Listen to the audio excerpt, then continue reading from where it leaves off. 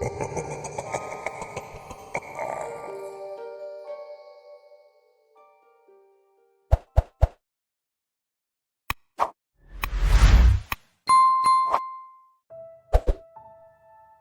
have a hostage in a moving vehicle, the dispatcher told the team. Our commander, James Maplin, did not look happy. The suspects allegedly have access to fully automatic rifles. Fuck, James said. His gaze scanned over me and the others, his killer's eyes looking as hard as stone. Are they parked? The current suspect location is in a Walmart parking lot. The soft female voice responded. They are not moving at this time. There are many civilians in the area, however. This just keeps getting worse, I muttered. My partner, Sergeant Motes, narrowed his dark eyes and pursed his thin lips. He ran a hand over his shaved head, his tattooed muscles bulging. We could surround it with unmarked police cars, Sergeant Motes said. Disable the vehicle so that it can't move in any direction at all. One unmarked car smashes into the front while 3 smash into the back at the same moment. Then we can all run out and smoke the fuckers, hopefully before they kill the hostage. Simple enough, I said sarcastically, smiling. The rest of the team kept their faces stony and blank. Commander Maplin looked displeased with the idea. That would mean our officers would be exposed to their own crossfire, he said icily, and the civilians in the area would also be susceptible to getting shot. I shrugged. He's right though, I said. It's the best idea we have. We can't use snipers because if one misses, we would then be at a massive disadvantage. The shooter would have plenty of time to speed out of there and murder the hostage as he went. Disabling the vehicle has worked before. We could have 4 police officers hit it at the exact same moment. We just have to be quick about it. Once the unmarked cars smash into the suspect vehicle, we only have a matter of seconds to take out the gunman. Gunman, Commander Maplin said. There's 2 of them. This just gets better and better, I muttered. The plan was simple. We would all drive in unmarked, inconspicuous cars. No one was going in with cherries blaring on this one. I would be driving a black pickup truck, and my job was to smash directly into the front of the car. Sergeant Motes would attack the rear driver's side. 2 other team members would hit the center of the back and the rear passenger's side. This would make it impossible for the driver to escape, but it would also give him a 1 to 2 second advantage while we all bailed out of our own vehicles and opened fire. I didn't like it, but there was no other way to get the hostage out that we could see. Right before we were to execute the mission, I found myself driving slowly down the street in the truck. I saw the target vehicle, a dark blue SUV with tinted windows. The front of the suspect's vehicle faced a sidewalk and a couple inch-high dividers which I would have to tear through to get to them. I swore. The tinted windows would make this even more impossible. It would be an absolute miracle if the hostage escaped without getting shot.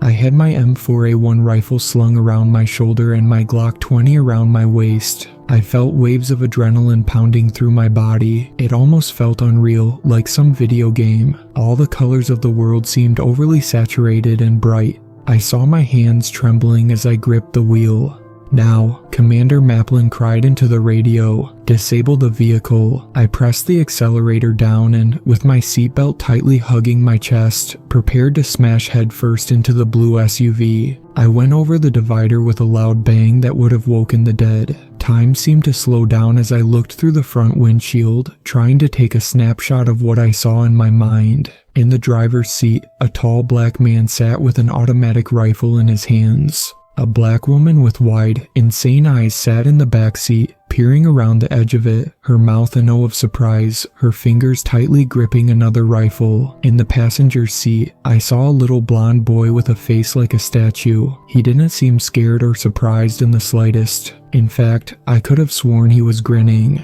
The truck gave a sudden burst of speed, the engine whining. Behind the blue SUV, I saw 3 more cars speeding towards impact at the same time, each of them only a few feet away. We all hit it at the same time. There was a tortured screaming of metal and an explosion of glass. I felt myself thrown forward. From inside the suspect vehicle, the shooter started shouting something.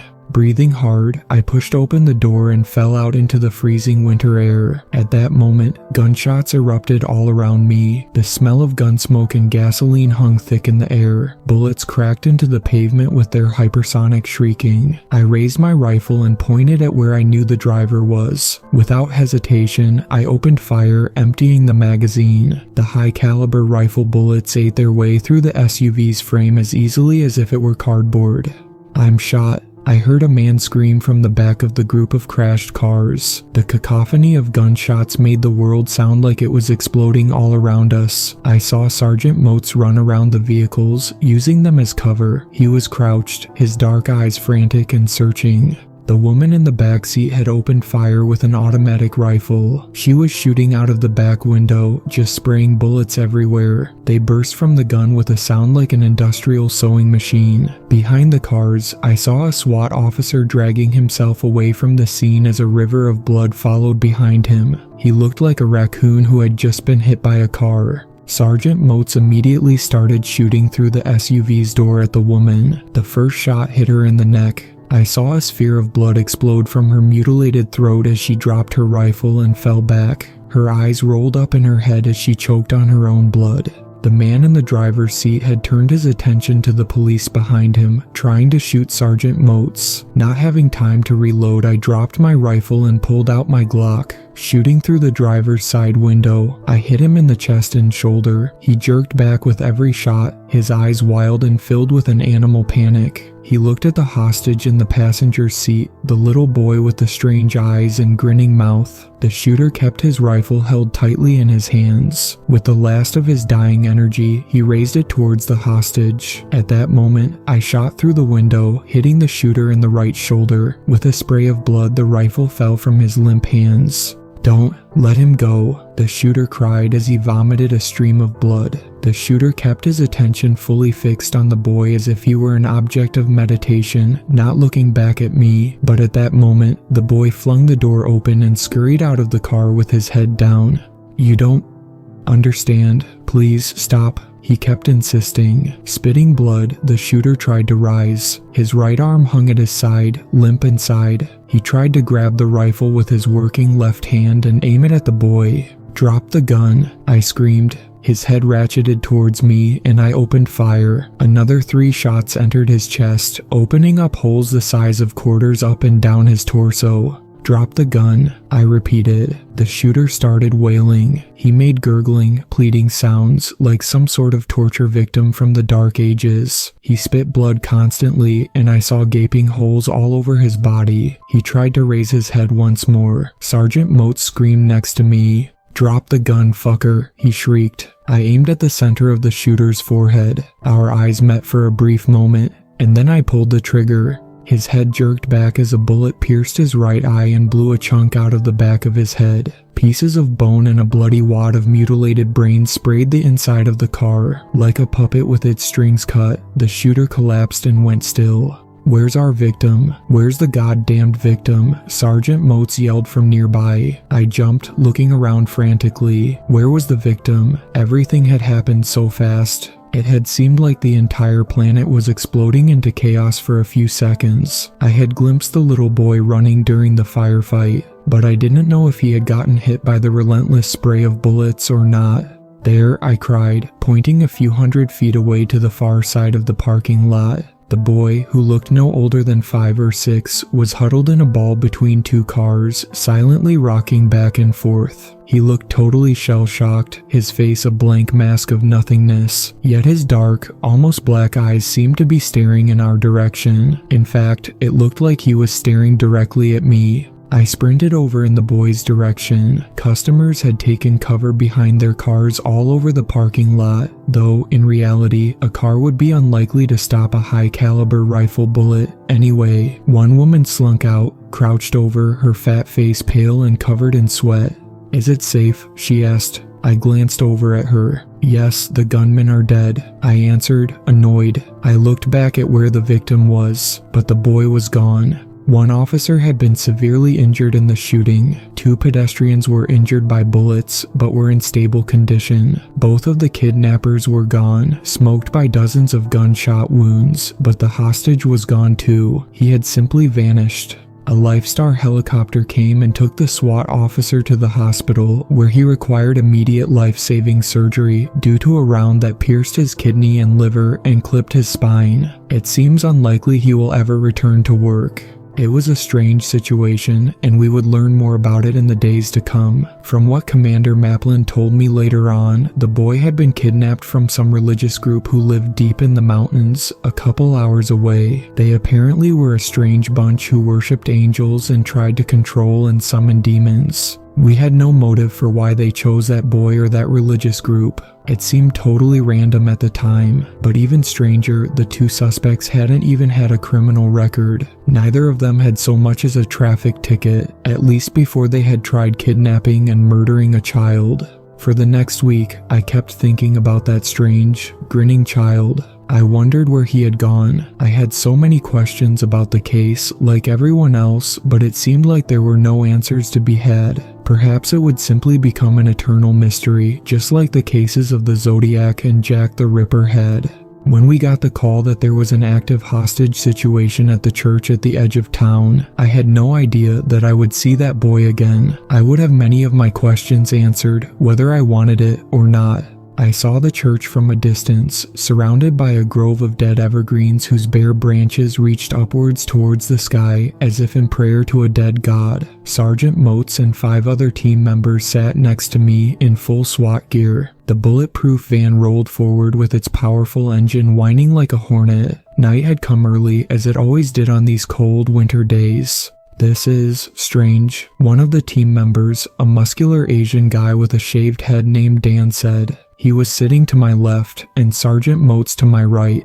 "It's fucking weird," Sergeant Motes said, his dark eyes scanning the church. We slowly pulled into the far edge of the parking lot, behind a thick stone cemetery wall that would hopefully prevent bullets from passing through, but we hadn't gotten a call about any shootings here. We had been told by Commander Maplin that someone had made a call from a church built in the 1800s. A young woman had told the 911 operator in a panicked tone that they were all being held hostage inside the church, that they were holed up in the rectory and had barricaded the door. She started rambling about how the kidnappers had faces like birds. I assumed she was talking about the masks they were wearing. She had said they were trying to break down the doors and would certainly kill them. Then the call had gotten cut off suddenly. "We're going in hot," Sergeant Motes said. Everyone looked excited, their eyes gleaming. Dan had a shotgun in his hands for breaching the doors, if necessary. He would go first. With excitement and no small sense of panic, we ran out of the armored truck.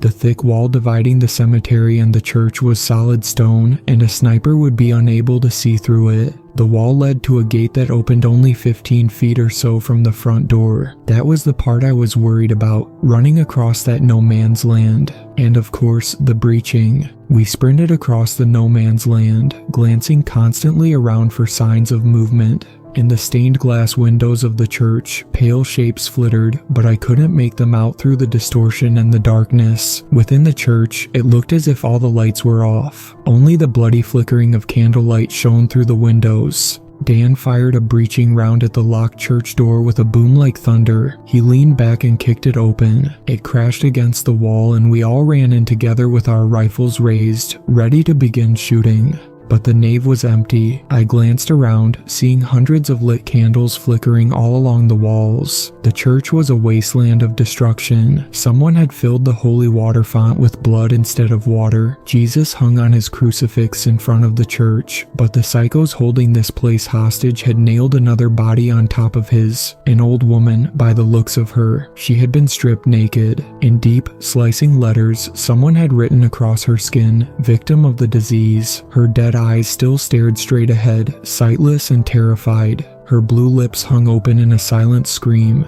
But even stranger, she had great, purple welts all over her body. They reminded me of pictures I had seen of victims of the Black Death, the buboes of pus and dead tissue that formed and often burst in the dying. Trails of blood swerved their way down the nave and towards the rectory. From the back, we heard muffled screams of terror. Without speaking a word, Sergeant Motes motioned us forward. Dan held his breaching shotgun at the ready as we got to the locked rectory door. "Oh God, please, no," someone shrieked on the other side of the door. Dan blew apart the lock and smashed into it with his shoulder. On the other side, we found a scene from a nightmare. There were what looked like 3 men in black robes facing a pile of naked bodies. The bodies all had those same purplish-black buboes covering their pale flesh. In the middle of them, I saw the boy, the victim who had disappeared from the hostage rescue a week ago. But he looked different now. His eyes were black, and his face had started to drip and change. His nose had stretched out and become almost bird-like, and his flesh had started to harden into something pale and dead.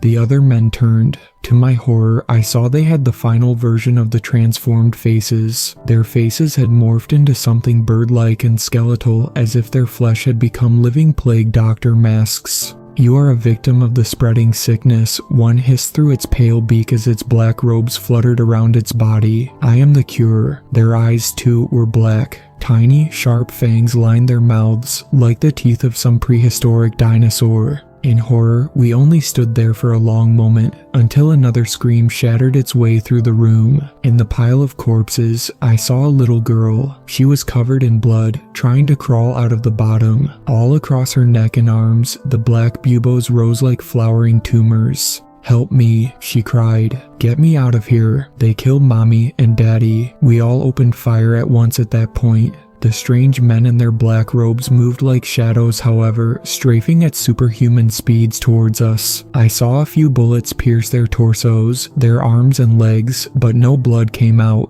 It was like their insides were made of dust. In a blur, they oozed forward. At one moment, they were 20 feet away, then they were right there. Bony, skeletal hands raised all around me. I saw Dan trying to backpedal away from one who had him by the throat. Dan's face had turned red with suffocation. He held the breech shotgun to the creature's chest and pulled the trigger. The plague doctor's chest exploded, an exit wound the size of a basketball ripping its way out of his dusty, dead body. He dropped Dan, who immediately sucked in a breath of air. To my horror, though, I saw black buboes rising all over Dan's neck.